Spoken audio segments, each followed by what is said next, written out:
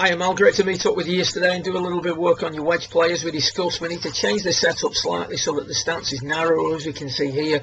That's a little bit more realistic for a wedge shot. Once you've done that, you want to be trying to make a more compact backswing, using a little bit less loft on your approach shots. Using a great deal of loft and a full swing brings problems in regards to both direction and quality of strike. So what we've got here is a pitching wedge. We're trying to take it back to chest height and through a similar distance. In order to do that, we want to try and keep the swing at a nice even pace, nice even tempo. And to help with the quality of strike, what we want to try and do is achieve a situation where we're a little bit more centered at setup. Now what I've asked you to do here is lean a little bit more on your left, just to make you more aware of the position or the location of your weight during the hitting of the golf ball.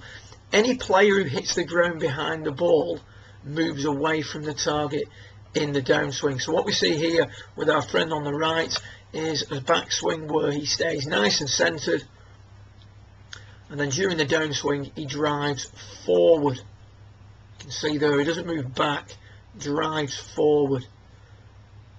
If he was to move back, he'd run the risk of hitting the ground behind the ball. What we see with yourself is nice centered backswing position, touch of a loss of height, but as we come through, even though we're trying to stay centered on that one, there's just a tendency to want to look like we move back here.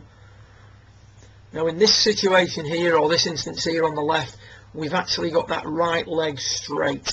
It's a drill we were using to stop you drifting back through impact. Had that right knee been flexed, you would have moved back a little bit more and you would have hit the ground too much behind the golf ball. So what we're trying to encourage is a strike where we hit the ball, then the turf. Once we've done that a few times, the belief that we're going to thin it or fat it disappears, and we can start to confidently strike the pitch shots. So what we're looking for is to control the low point in the swing. We gave you the drill where we put the line on the grass, and you could see that it was quite difficult to consistently hit that line.